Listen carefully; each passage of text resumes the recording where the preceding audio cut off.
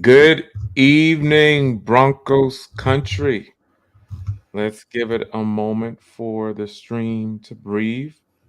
Make sure we have all of our platforms included for tonight's conversation. Alrighty, and looks like we are good to go. Welcome in, everyone, to another installment of the Orange and Blue View. I am one of your co hosts, Ron White.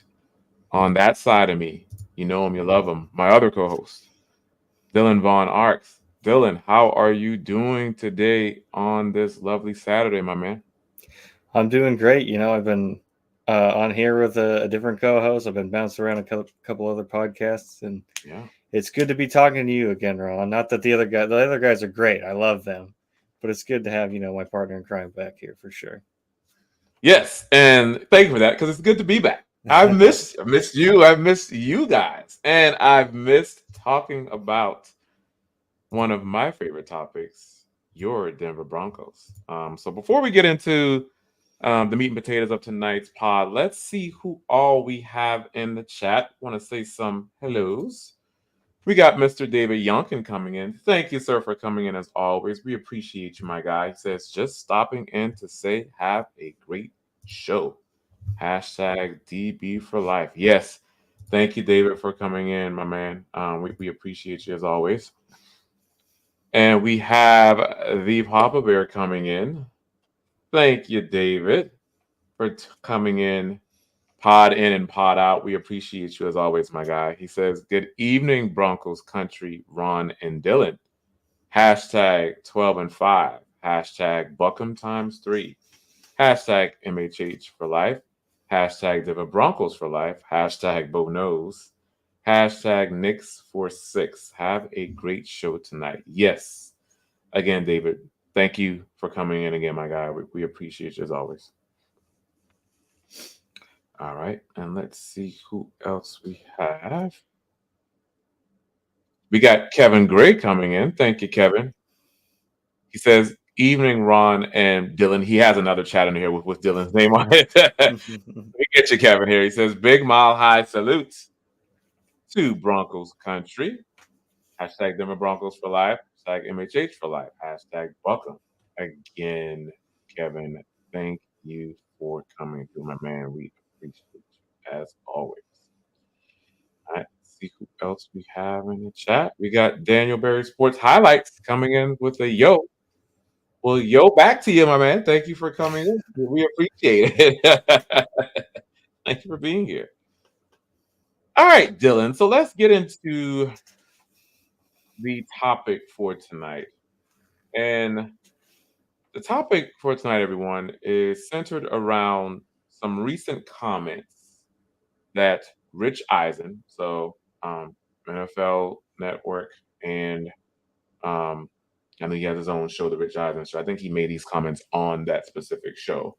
But he made some comments as it pertains to the outlook for the Denver Broncos, right? What Sean Payton's going to do with Bo Nix. He also made some comments as it pertains to Javonte Williams, and also how does he see the Denver Broncos season ending? Can it pertain to possibly a wild card berth? So, kind of want to get your thoughts, but let me read kind of the first portion of this because it kind of comes in three parts. So he says, again, this was earlier this week, everyone. He says, in my opinion, Bo Nix starts all 17 games. He gets a full-on season under his belt and proves his ability and how Sean Payton can connect with him.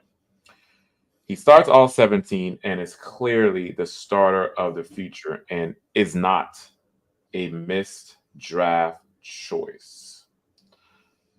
So before we get into the other portions of what he had to say, Dylan, what are your thoughts as it pertains to what Rich Eisen said on that first part?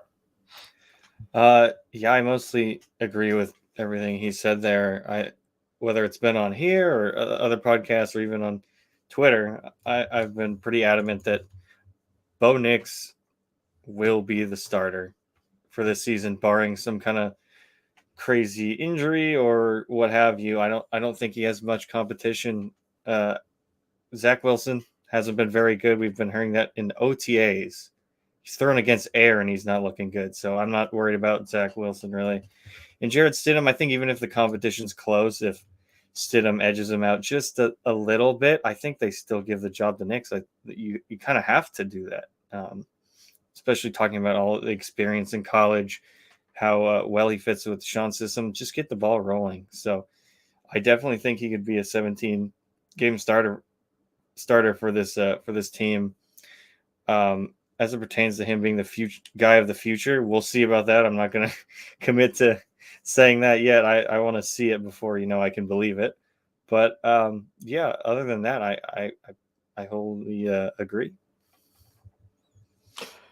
Yeah, I will say I do like Eisen's optimism here. I know there's been a lot of, we've seen it leading up to the draft and even after the draft where, a lot of people aren't sold on Bo Nix, but again, us in Broncos country, we like the draft selection, or most of us do, and we like the fit.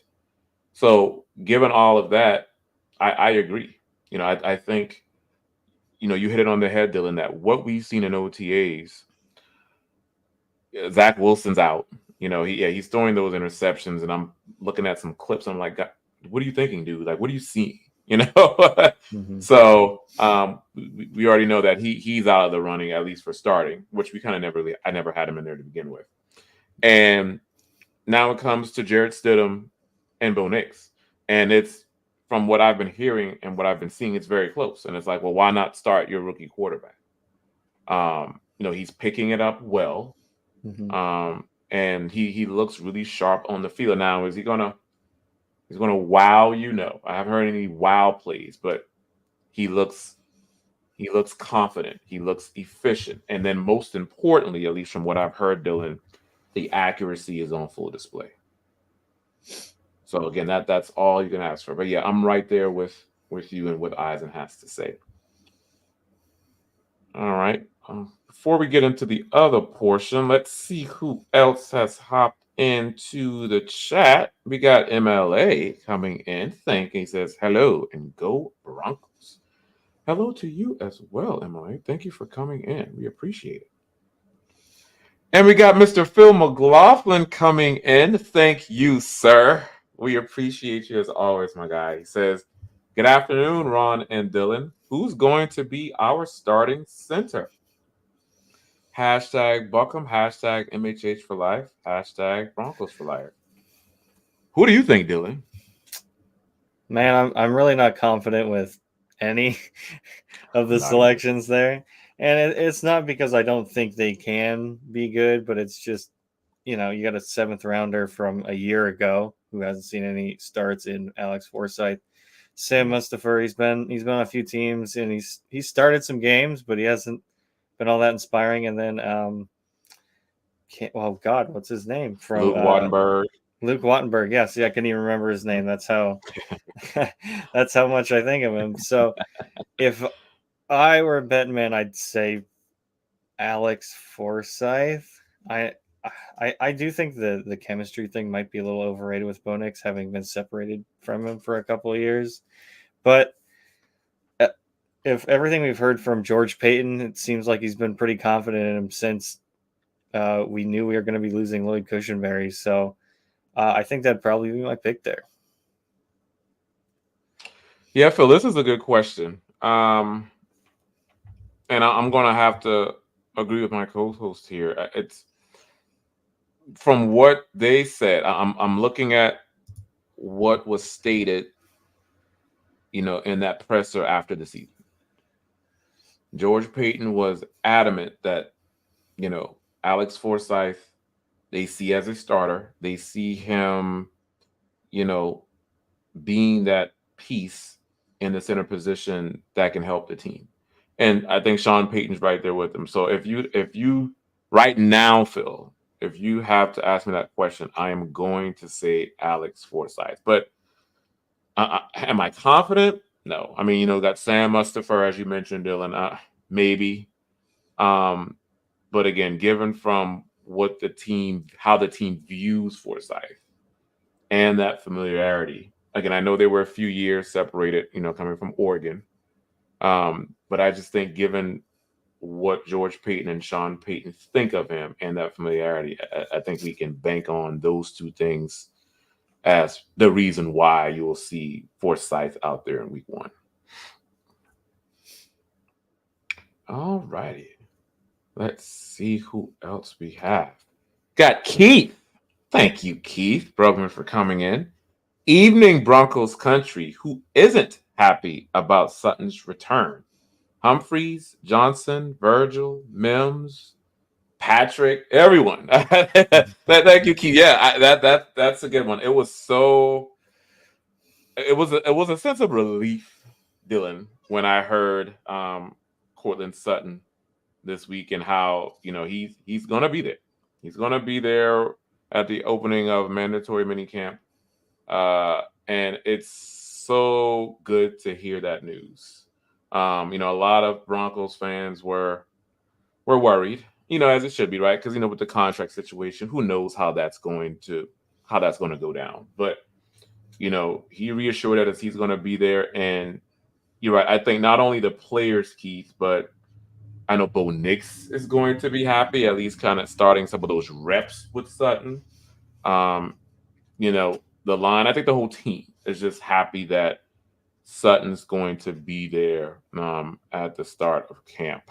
So this is very good news. Yeah, and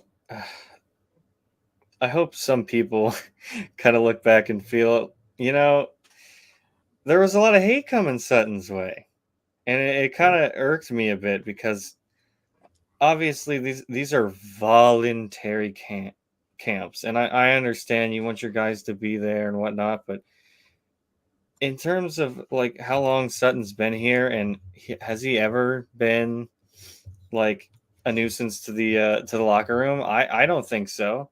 I mean, I'd be a little pissed off if year after year I'm getting brought up in trade rumors and I'm like, hey, am I even going to be here? So I think more of the blame would be on the Broncos there, especially for what he's asking for is $2 to $3 million more guaranteed. I don't think that's a lot to ask.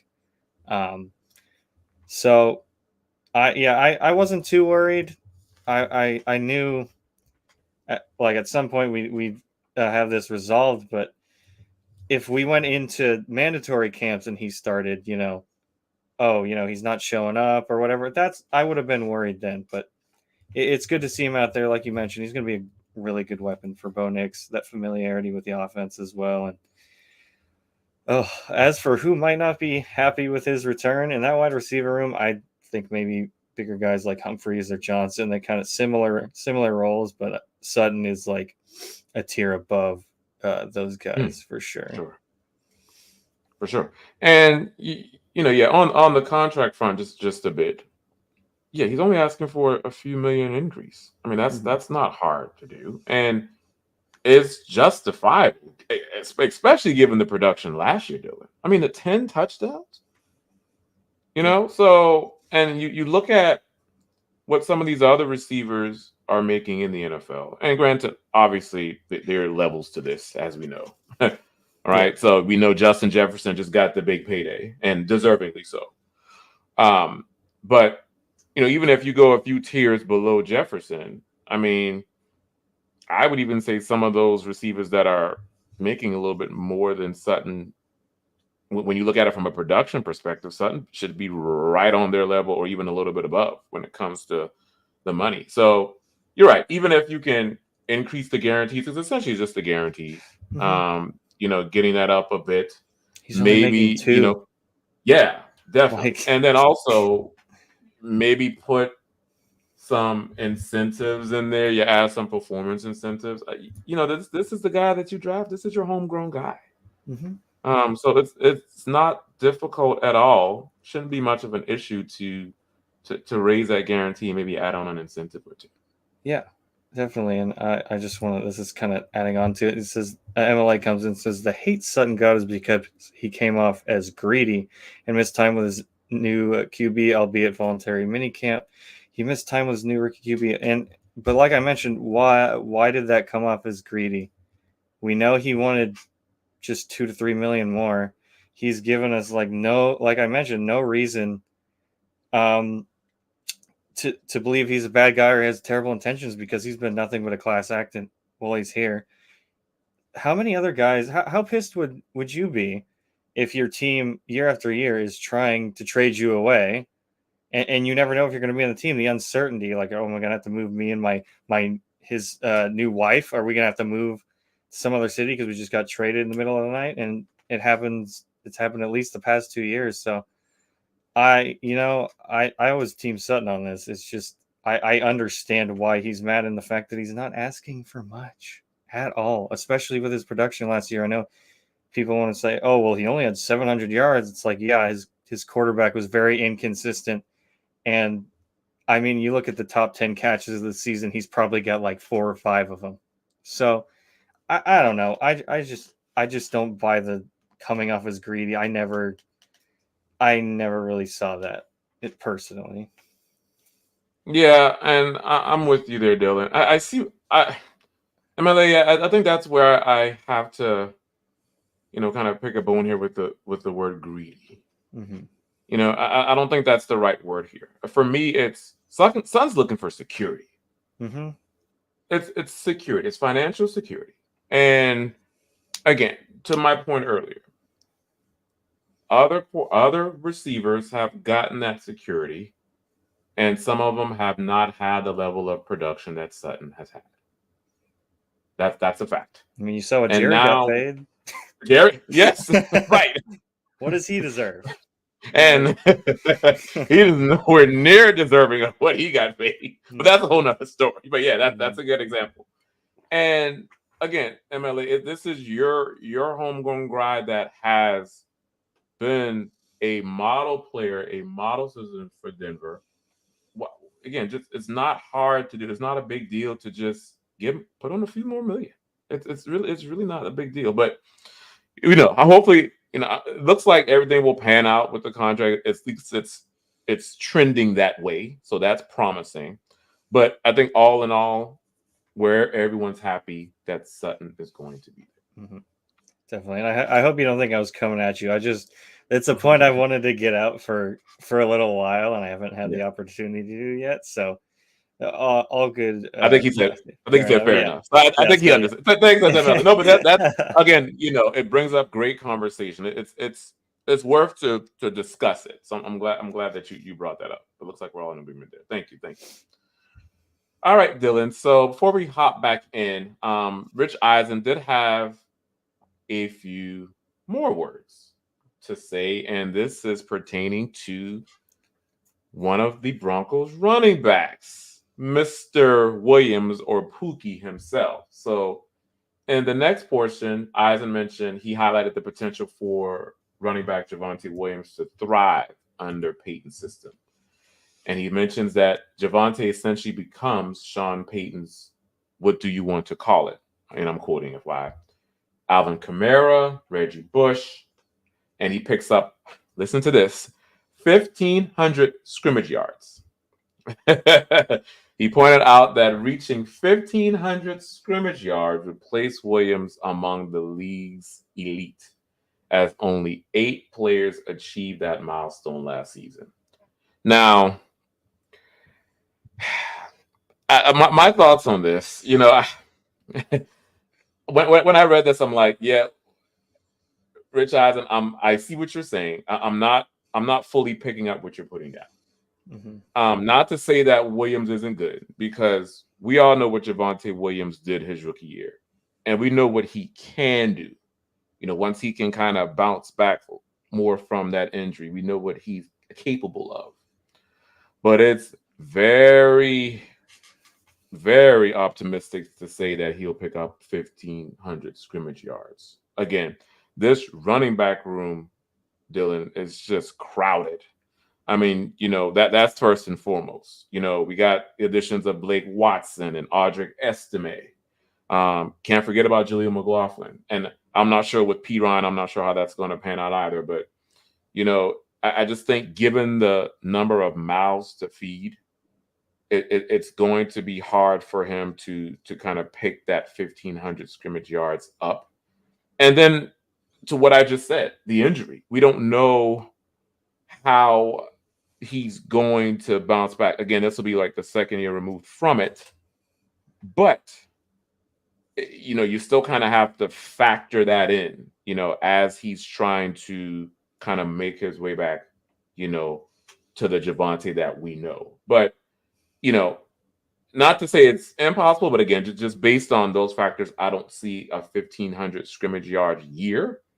But I like Eisen's thinking of the fact that Javonte Williams will come back and will thrive.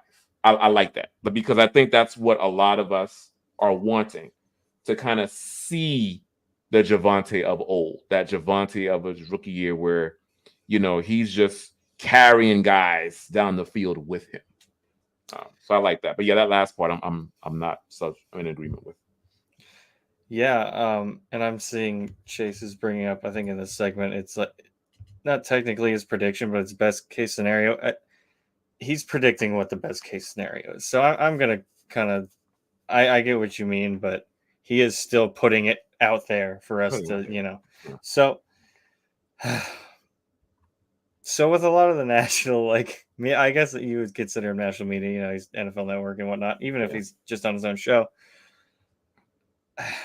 You can kind of tell when they just let's look at the depth chart. Who's running back number one? Okay, yep, he's going to get this many yards, without fully understanding this offense. And obviously, we're a lot closer. I get it. National media guys like him, or the Colin Cowards of the world, they have to cover so many teams, and not just in football. So it's like you can't expect them to really have a hyper focus. But when Bo Nix is the focus of this segment, you'd think he maybe put a little more thought into it. But yeah, 15,000 or 1,500 scrimmage yards is a big ask. Like you mentioned, there's a lot of running backs fighting for touches here, and I don't even think he can get 1,000 yards rushing. I don't even think it's 1,000 either. So he's not gonna get a bunch of catches and run for freaking 500 to 800 yards, so. And I know part of the quote too is he says, "Oh, it'll be his next Kamara or Reggie Bush." And it's Reggie Bush. Yeah. And it's just, just the fact that that's his running back, de facto running back one, and you're making that comparison. I don't think they're the same players at all. I think there's going to be a lot of time split between him and Estime and Jaleel and Blake, just depending on their skill sets, because Javonte, obviously, like you mentioned, the injury, that's a big thing. How's he going to bounce back from that? I've heard some mixed things coming out of camp about the Broncos' feelings towards him, like, hey, he's not having as much pop as we want, and what's been a problem his whole career that some people don't bring up is his vision at times. It's just not there. He's not picking the right holes and just shooting through him. He's just, I don't know. It's just, he's going to be an interesting player to follow. But yeah, 1,500 scrimmage yards, that's just a little outlandish for me. Yeah, it is. And I'm going to pick up Phil's comment here. Guys, 2 RBs at 800 plus and QB with 350 plus. I don't know. I'm curious to see what running backs you think are going to have that 800 plus there, Phil. 800, 800. Yeah, 800 is a little bit more realistic, I think, with this. Again, depending on, you're right, there's so many different skill sets, Dylan. I can definitely see one with an 800 plus season. But 2, I think that might be asked for a little too much. But I think, yeah, Phil, your point's not lost here in the fact that 800 plus is a little bit more of a realistic scrimmage yards total. But yeah, I think, again, Phil, but with the crowded room at running back, who's the other one that can eclipse 800? I guess that's the thing. So we'll see how it shakes out. All right, let's see who else we have. Got Free Earth Citizen coming in. Thank you. He says, I see estimate on goal line and short yard. Yep, for sure. So yeah, estimate definitely going to be used in that short yardage, those goal line situations like 3rd and inches, you know, 3rd and goal or 3rd and inches or something like that. You can definitely see estimate using that big body, that size to get across. So yeah, I'm excited for that, especially like you say in the red zone, and Nix has got some legs on him too, so you could see him keep it. You could hand off to Estimate. You got a lot of options in the running game this year, and hopefully the blocking is up to snuff. Yeah, that's always the thing, that the blocking. Now I will say, I think we all know that the Broncos' offensive line has been, I would say, pretty good, average, pretty good. Better than average, but just we need to consistently see that. But yeah, I'm excited to see what comes of that for sure. Let's see who else we have. I saw a comment here. Oh, I think we have a super. I think we passed up this one from Kathy. Oh, Kathy. Hey, Kathy. Thank you, Kathy, for coming in. We appreciate it. Hello, Dylan, Vaughn, Ox, and Ron. Hello to you as well, lady. We appreciate you coming in. Bo, QB1. Hashtag Nix for 6. Hashtag MHH for life. Hashtag Denver Broncos for life. Thank you, Kathy, coming in. And I think, let me see, I thought I just passed. Got another question here from Kathy. Thank you, Kathy, again. It says, is Sutton going to get his raise? If so, how much is it gonna be? Predictions, please. What you got, Dylan? I'll kick this one off to you first. Yeah, the number that I've seen brought up before on different media members is 2 to 3 million. So I'm gonna stick with that, and that's I think that's a good raise. That's not asking for too much, especially with his production last year. I mean, 700 plus yards and 10 touchdowns. I mean, you take him out of the offense, it's even more frustrating and anemic last season. You know what I mean? It's just, you didn't have that consistent quarterback. If he had a quarterback that would get it to him more consistently and you get more yards, maybe even, but you might be looking at paying him more. You might be asking for more. So honestly, I think this is a bargain. Yeah, I agree. My number was 3 million, Kathy. I see it more in the $3 million dollar increase range, and that's not asking much at all. I mean, that's pennies. It's nothing. So, and I mean the Broncos, they could even give him more if they really want, But I do see, the 3 million number kind of being what I'm predicting as of right now. So again, a good question though. Makes us think here. All right. Let's see. Who else do we have? Got Keith coming back in Facebook. Thank you. He says, on a scale of 1 to 10, what level of concern do you have in Bo Nix taking snaps under center in the NFL? 1 to 10 right now. I'm not like overly concerned, Dylan. I would maybe give it my level of concern 3, 4, perhaps. I've seen that was an focal point for sure in rookie minicamp and in OTAs. That a lot of those snaps were being under center, and from what I saw, looks like there were some struggles at times, but there were also times he seemed to be fine. So I would say right now, I think obviously as they continue to work through that, in camp. I think he'll get better. But yeah, I'm not overly concerned, Keith, with snaps under center for Bo Nix. Yeah, I'm right there with you. I'd say between maybe like a 2 to a 4, somewhere in there.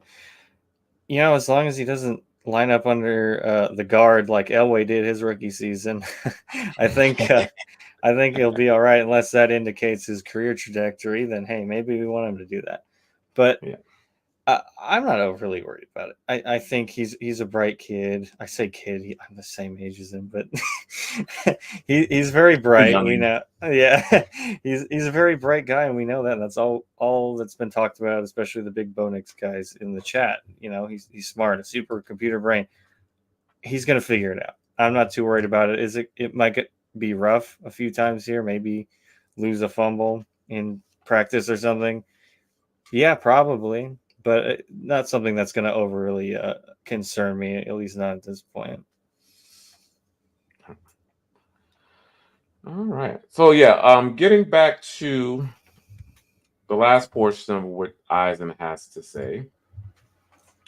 I quote, "I'll give them a playoff appearance as a wild card, as their best case scenario, that they make the playoffs and they're a wild card team.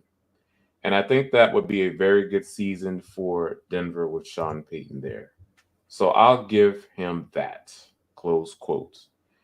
Now, as far as very good season, if the Broncos make the playoffs, it will be a successful season. It will be a exceeding expectations type of season. So from a Rich Eisen, he's downplaying that a bit. And again, it gets back to the fact that he has to cover all the teams. So, maybe his outlook on Denver may not be kind of how ours is or mirrors ours. But sure. Yeah, I think for us, it would exceed expectations. It would kind of put us in that Texans trajectory. Again, I know they won a division, but any place in the wild card, the Broncos will definitely accept. But again, I think realistically, and I think you and I agree on this, Dylan. I just don't see this year as playoffs. I just, again, given where this team is, and again, they've made some strides forward, and I'm appreciative of that. Going out there, getting Bo Nix, and adding pieces on the defensive line. I like it, but they're far from done. They still have some work to do.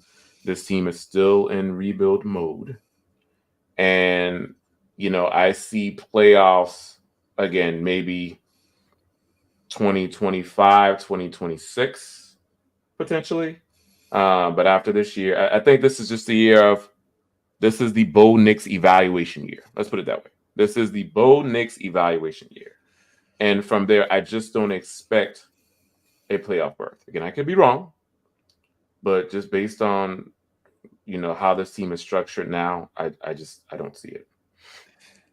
Yeah, I mean, it's if it happens, I'll be ecstatic. I think we all would be. I mean, we're getting close to a decade here, man. Yeah, I've been predicting 6 to 7 wins for this team for a while, and it's I'm gonna be, even if I predicted 6 games, I'm gonna be rooting for them every game to win.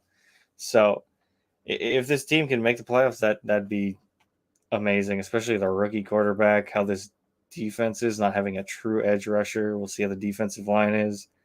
If our safeties can hold up, there's a lot of variables, obviously, and I've gotten some pushback for this. I said that this roster is around bottom 5 in the NFL, and I got some pushback from that. And they can be around that talent level. It's about the coaching that makes them rise above. What can the coaching do to elevate the talent that's on the roster? We saw that last season. I mean, I think we had a somewhat better roster, then. So it's a lofty goal, I think, for this team. And like you and me have talked about previously, this is the learning year. This is the building year for Bo Nix and the rest of the team. And you're building for 2025. You're building for 2026. And I think the earliest you could see a playoff push would be next season. Okay. Yeah. I mean, I'm right there with you.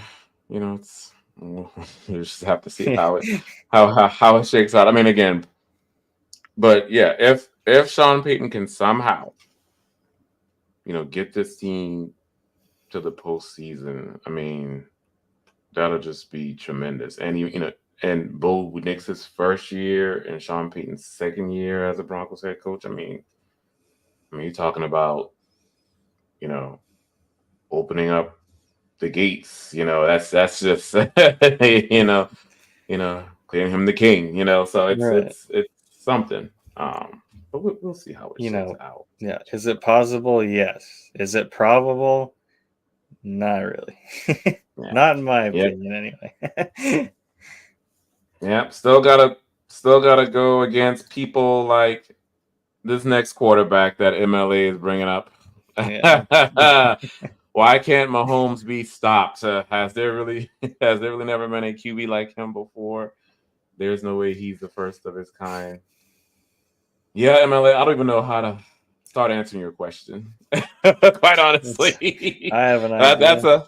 that's a that's a loaded question of you know I don't know. Defenses, they try their best, and even in this past Super Bowl, I mean the 49ers, they had a great defensive plan. It's just somehow Mahomes just got out of it fine. I don't know. Mahomes. I guess Mahomes is just so good, Dylan, in escaping the pressure, knowing the protections, knowing where the pressure is coming from. Obviously, the off-script plays um, are good, but you've seen though MLA. Well, that's kind of earlier in Mahomes's start. Mhm. Right now, you see a lot of their offense, Dylan, has kind of been the running game and the short, quick passing game. Yep. Just because, with that big Fangio style defense, a lot of the over the top stuff, they're accounting for a lot on defense now. Mhm. So a lot of those deep shots, you still have them from time to time, but they're not, a staple just because defenses have gotten a little bit wiser when it comes to slowing that down. So you did see a lot of that. Andy Reid employed a lot of that MLA where Pacheco in the run game and the short, quick passing stuff to Kelsey. And so I think that's a part of it, just the Andy Reid magic with Mahomes and scheming that way. Again, I know it's helped him this year, but obviously early on in Mahomes' career, that a lot of that stuff I mentioned at the start are just reasons he can't be stopped. But I will say, the one of the key things you can do to stop the Chiefs as a whole, you have to have the clock be your friend. Mhm. You have to have the clock be your friend of just running right at them, slowing the game down. Obviously, the more you run, is taking time off the clock. So I've seen that happen, in a lot of the Chiefs' loss. That has been the story.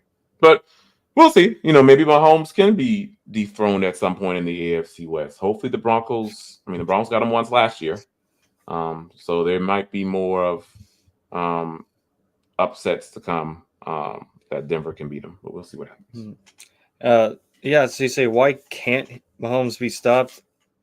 He was several times last season. I think there's a lot of, and that's not to take away from him at all. It was a lot of defensive wins this past season for the Yeah, Chiefs, and I that's say it. that because there was off the top of my head 3 or 4 wins. The Chiefs did not score in the second half. Hmm. There were several games like against the Ravens. The Ravens were hanging around forever and ever, and they were getting stops all they could. But it was ultimately in that AFC Championship game and the Super Bowl. It was the opposing offense who couldn't capitalize on stopping Mahomes.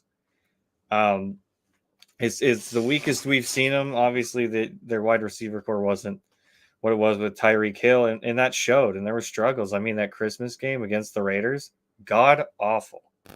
Aiden O'Connell didn't throw a pass in the second half, and they're getting off the field plenty, and Mahomes couldn't get down there and score. I think it's just it was a total team effort last year, and Mahomes can be stopped. He was. It's just it's tough. And has there ever really been a QB like him before? Again, not to take away from him, but you guys heard me last week talking pretty good about the Chiefs because we were breaking down rosters by position, and the Chiefs came up in a lot of those. In this era of football, I do believe he's the best quarterback. Now, if Mahomes is starting the same time, say he starts when Peyton Manning's drafted, when Tom Brady's drafted, is he doing the things he does? Because guys don't get hit the same. Passing offenses aren't the same. It's a different era.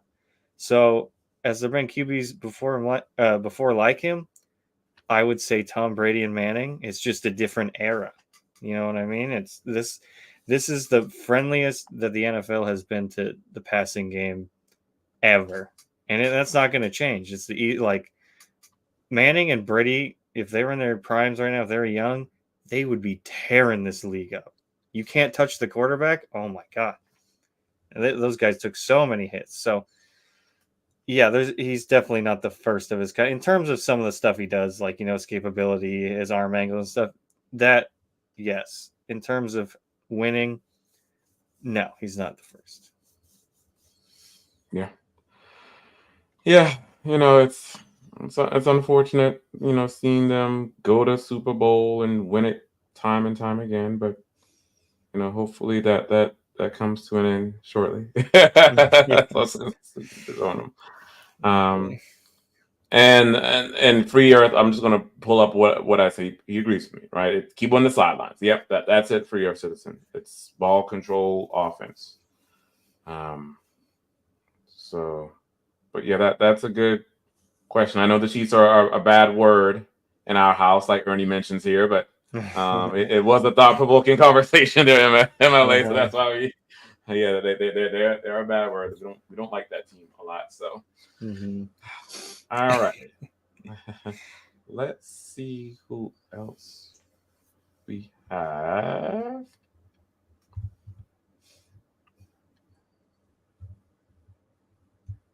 As I'm just perusing the chat to see if I missed anybody. Let's see. We have this other one from Ernie just saying without the refs, Mahomes is average.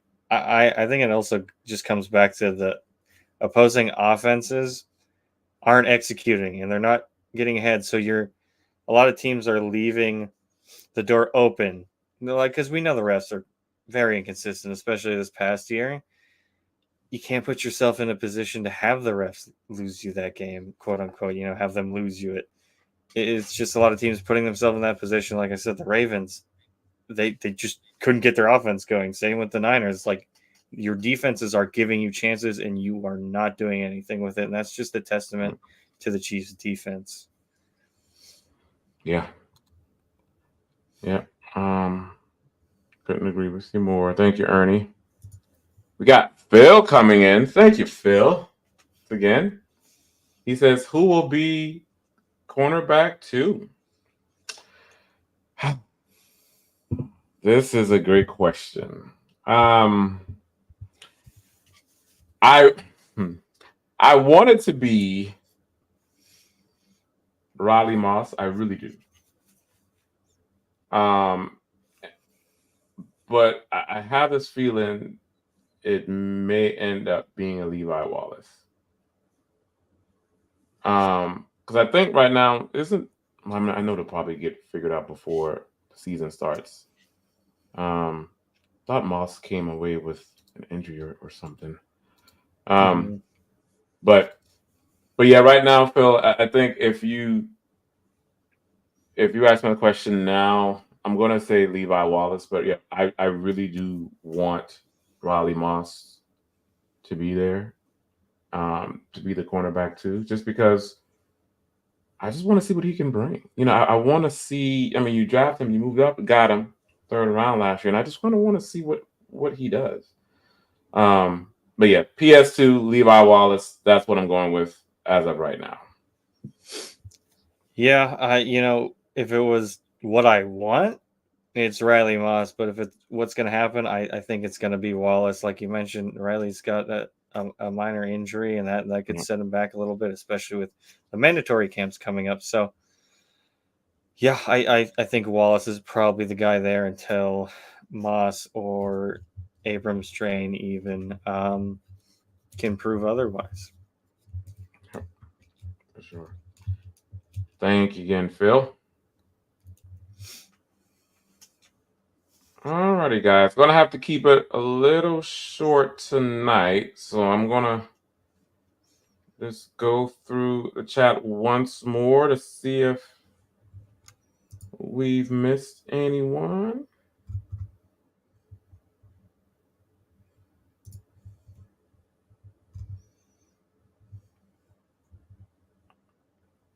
I don't think I see anyone here, Dylan. I think we captured. Alrighty. Got Ernie Mays coming up. Awesome podcast. Thank you, Ernie. Thank you, Ernie, for that. We appreciate it so much.